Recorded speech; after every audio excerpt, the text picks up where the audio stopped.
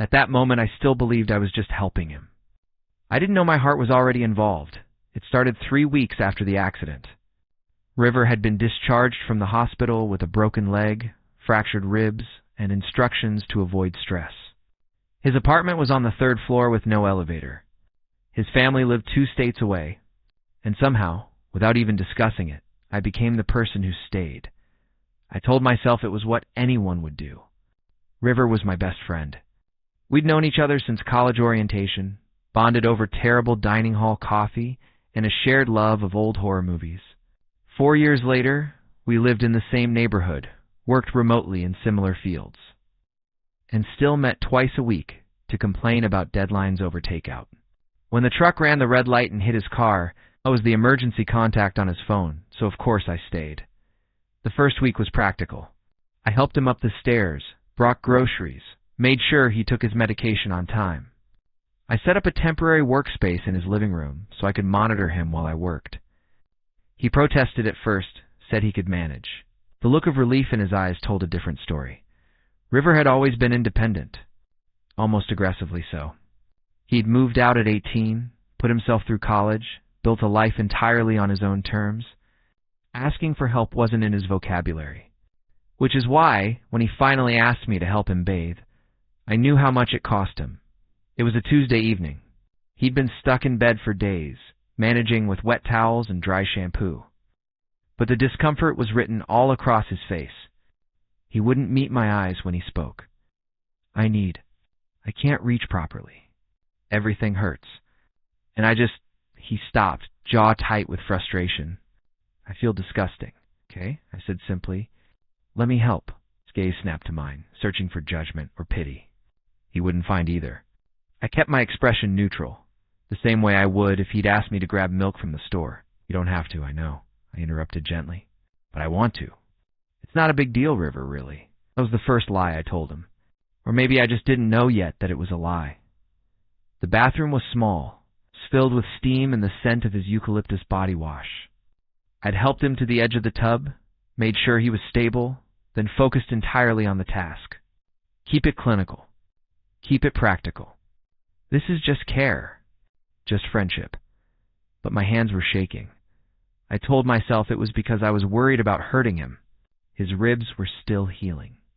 Every movement had to be careful, deliberate.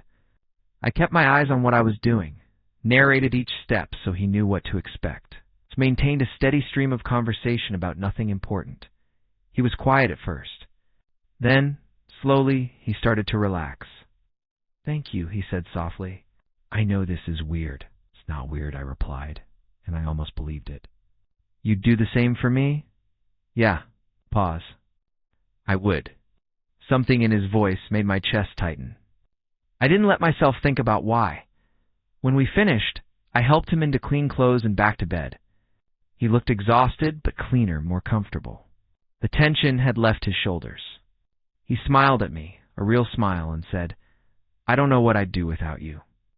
I smiled back and left the room before he could see my face change, because that's when I felt it. This quiet, overwhelming tenderness that had nothing to do with friendship and everything to do with the way he'd trusted me completely. The way he'd been vulnerable and unguarded and chosen me to witness it. I went home that night and couldn't sleep.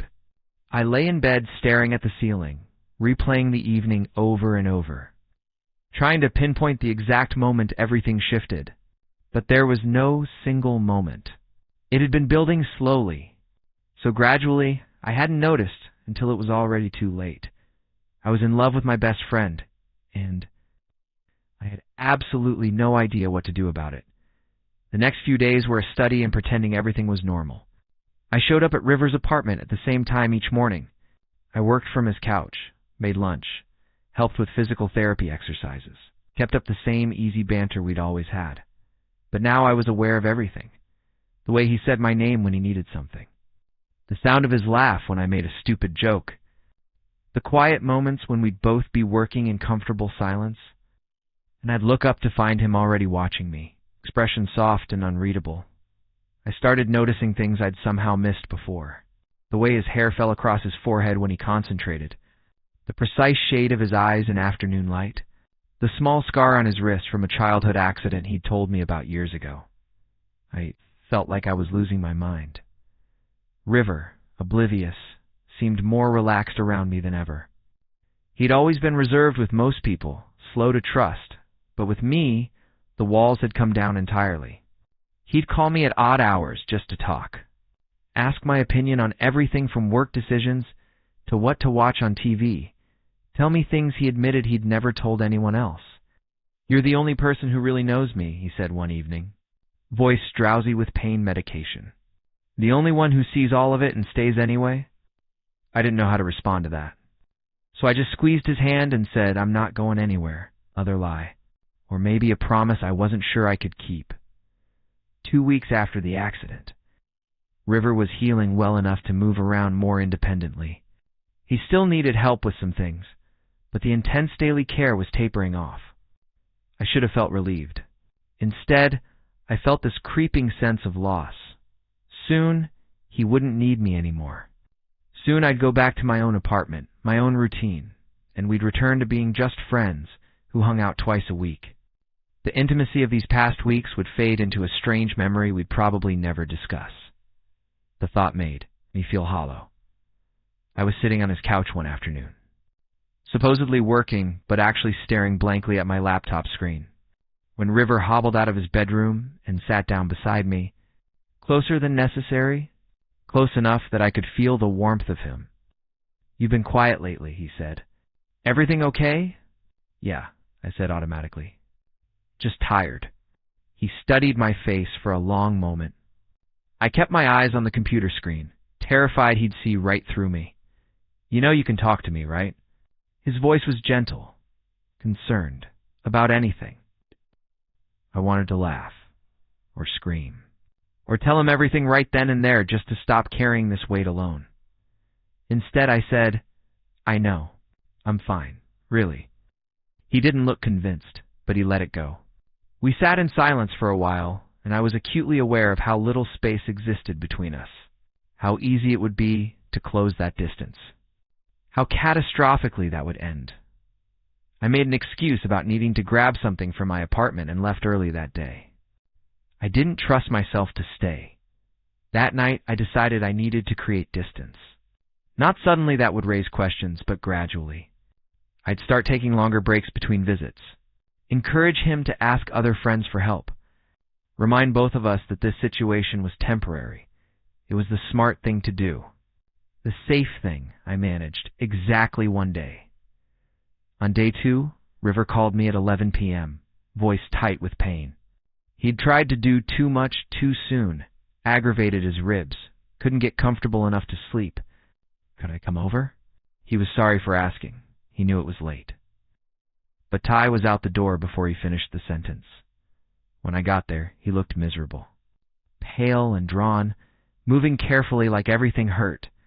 The guilt on his face was worse than the pain. "I'm sorry," he said immediately. "I shouldn't have called. You were probably asleep, River." I set down my keys and met his eyes. "Stop apologizing. I'm glad you called me." And I meant it. Even though being near him hurt in ways I couldn't explain. Even though every moment of care made me fall a little bit deeper into something I couldn't have, I was still glad he'd called. I helped him find a comfortable position, brought ice packs and medication, stayed until the pain eased enough for him to relax. We didn't talk much. We didn't need to. I sat beside his bed in the dark, listening to his breathing even out, and felt this strange mix of contentment and heartbreak. This was enough, I told myself. Being here, being needed, being the person he trusted most in the world.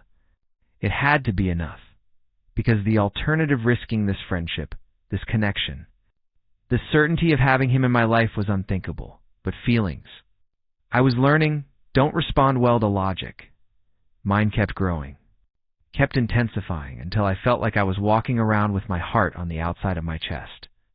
Every interaction became loaded with unspoken meaning. Every casual touch felt electric. Every time he smiled at me, I had to remind myself not to read into it. It was exhausting. And River, perceptive as always, noticed something was wrong. "You seem different lately," he said one afternoon.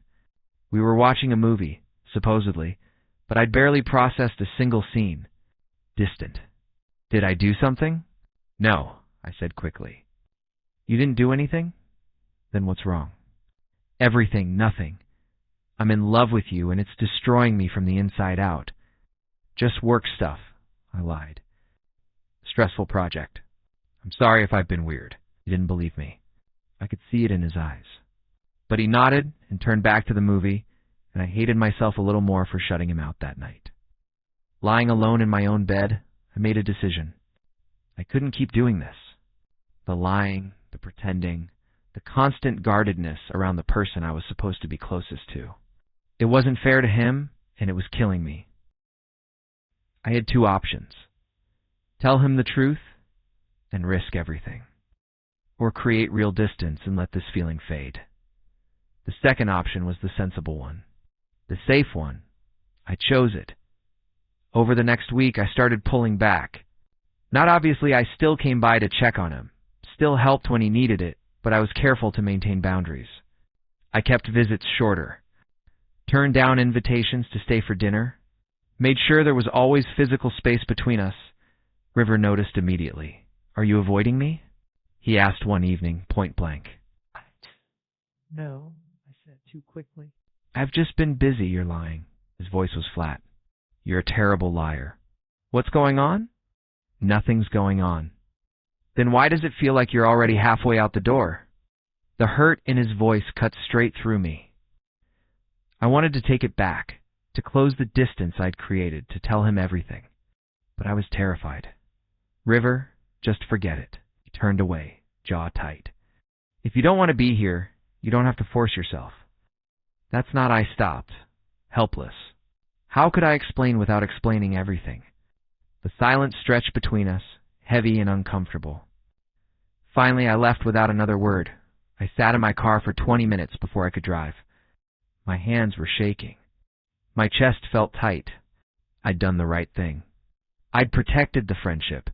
So why did it feel like I'd just made the worst mistake of my life? 3 days passed without contact. 3 days of River not calling, not texting, not reaching out at all. I told myself he was healing well, didn't need my help anymore. That this was natural, healthy even. We'd both gotten too dependent during his recovery, but I missed him with an intensity that felt physical. On the 4th day, my phone rang. River's name on the screen. My heart jumped into my throat. Hey, I answered, trying to sound casual. Hey, a pause. Can you come over? I need to talk to you. His voice was strange, careful, like he was bracing himself for something. I'll be there in 10 minutes. I spent the entire drive trying to prepare myself for the conversation I knew was coming. He was going to ask me what was really wrong, why I'd been pulling away. And I'd have to either lie convincingly or tell him a truth that would change everything. When I arrived, River was standing by the window, leaning on his crutch, staring out at nothing. He turned when I came in, and the look on his face made my breath catch. I've been thinking, he said slowly, about why you've been avoiding me. And I have a theory. My pulse was hammering. Okay, I think maybe I've been too dependent on you. Made you uncomfortable? Crossed some line without realizing it. He looked down at his hands. The bathing thing, probably. That was too much. I shouldn't have rivered, no. I stepped forward without thinking. That's not it at all. Then what? He met my eyes, and I saw fear there. Real fear. Because you're my best friend, and it feels like I'm losing you, and I don't understand why. The words tumbled out before I could stop them. You're not losing me. You could never lose me. I stopped, throat tight. I'm trying to protect you. From what? From me. The admission came out barely above a whisper. From the way I feel about you? The silence that followed was deafening. River stared at me, expression unreadable, and I wanted to take it back, to laugh it off, to pretend I'd been joking. But I couldn't. It was out now. Real and irreversible. What do you mean? His voice was careful. Too careful, I mean. I took a shaky breath. I mean that somewhere along the way, taking care of you stopped being just about friendship And I know that's not what you want. I know it's not what we are. But I can't keep pretending I don't feel this way. So I was trying to create distance before I ruined everything. More silence. River hadn't moved, hadn't reacted at all. I felt like I was dying. Please say something, I whispered. He finally looked away, and my heart sank. This was it. This was the moment I lost him. You're an idiot, he said softly. I blinked. What? You're an idiot, he laughed. But it sounded broken. You've been pulling away to protect me? To protect us. Yes. Because I don't want to lose you. You almost lost me anyway. He turned back to me. And his eyes were bright with something that might have been tears, or might have been anger, or might have been something else entirely. Do you know how terrified I've been? Watching you disappear, not knowing why, thinking I'd done something unforgivable. River, I'm sorry. I didn't mean I've been in love with you for 8 months. Everything stopped. What? 8 months, he repeated, voice shaking. Since that night, we stayed up until 4 a.m. talking about nothing. Since I realized I'd tell you anything, trust you with everything, and the thought of not having you in my life was unbearable. I've been in love with you, and too scared to say anything. And then the accident happened, and you were there, and you took care of me, and it got so much worse. I couldn't breathe, couldn't think, couldn't process what I was hearing. Why didn't you tell me? I managed, because I was terrified. He laughed again, bitter and self-deprecating. Because you're the most important person in my life, and I couldn't risk losing that. Sound familiar? It did. It sounded exactly like the logic I'd been using to torture myself for weeks. So we've both been idiots? I said weakly, apparently. We stared at each other across the space of his living room. The space I'd been so careful to maintain. The distance that had been killing us both. I don't know what to do now, I admitted. I do. River set down his crutch and took a careful step toward me. Then another. Stop protecting me from what I want. Stop deciding for both of us what we can handle. River, I love you, said it clearly, firmly, like he'd been holding it back for too long and couldn't anymore. I'm in love with you. And if you feel the same way, then we're not risking the friendship. We're choosing something better. My vision blurred.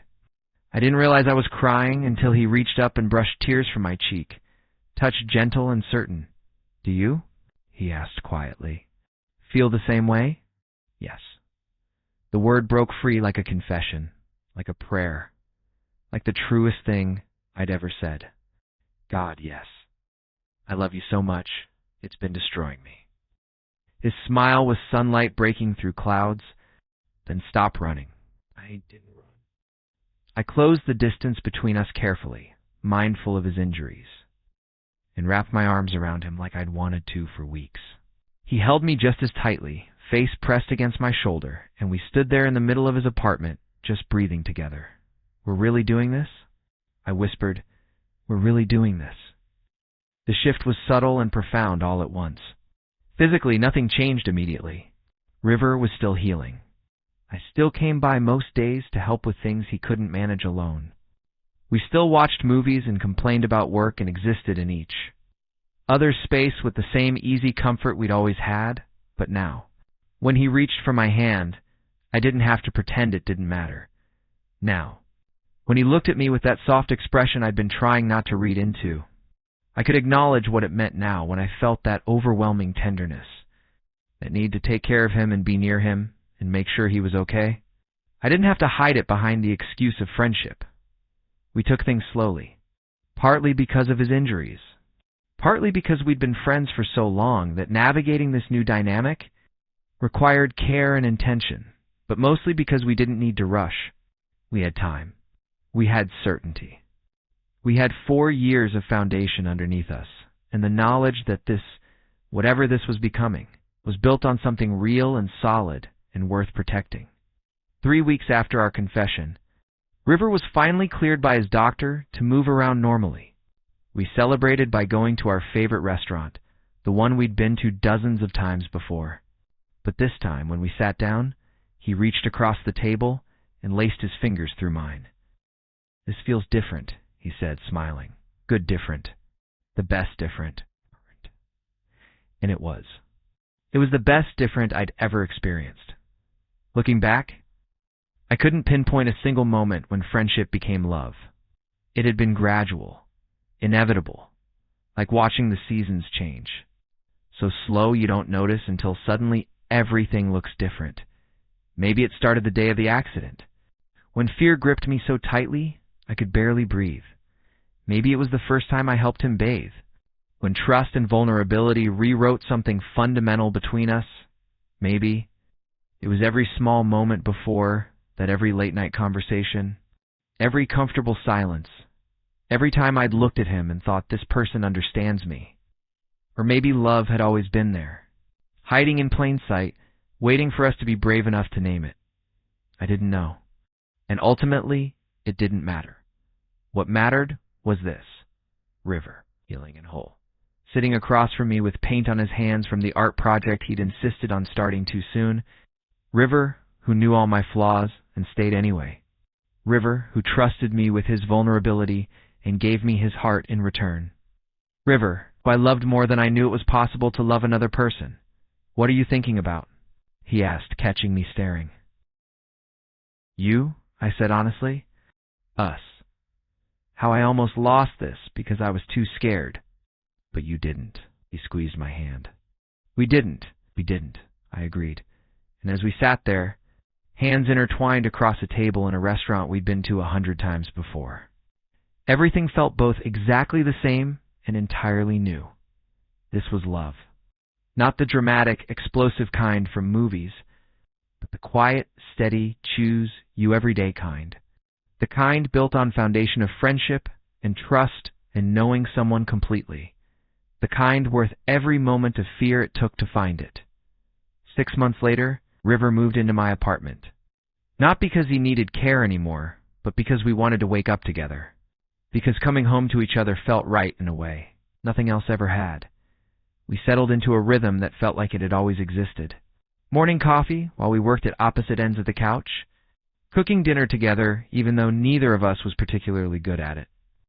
Falling asleep mid-conversation because we stayed up too late talking about everything and nothing. My family loved him. His family loved me. Our friends said they'd known before we did, which we pretended to be annoyed about but secretly found comforting. Everything was easy. Not perfect, we argued sometimes. Had bad days, struggled with the same ordinary challenges any couple faced. But the foundation was solid. We knew how to talk to each other, how to navigate conflict, how to be partners. We'd been best friends first. That changed everything. One evening, almost a year after his accident, we were cooking dinner together. River was chopping vegetables while I attempted to follow a pasta recipe I'd found online. The kitchen was warm and chaotic, and he was laughing at my complete inability to multitask. "How do you simultaneously burn water and undercook pasta?" he asked, grinning. "It's a gift," I said dryly. He set down his knife and came up behind me, wrapping his arms around my waist and resting his chin on my shoulder. We swayed slightly to music playing from someone's apartment above us. "I love this," he said quietly. "This life we built." "Me too." "Thank you," he continued, "for staying, for taking care of me, for being brave when I was too scared." I turned in his arms to face him. "Thank you for trusting me, for letting me in, for being brave when I was too scared." He smiled, that same soft expression that had undone me a year ago, and kissed me gently. And in that moment, standing in our kitchen with the pasta burning and the vegetables half-chopped, I felt completely, perfectly at peace. This was home. This was love. This was everything I'd been too afraid to hope for. And it started with something as simple as helping someone bathe. If this story touched your heart, hit that like button and subscribe for more emotional stories like this. Tell me in the comments, have you ever been scared to tell someone the truth? I'd love to hear your story.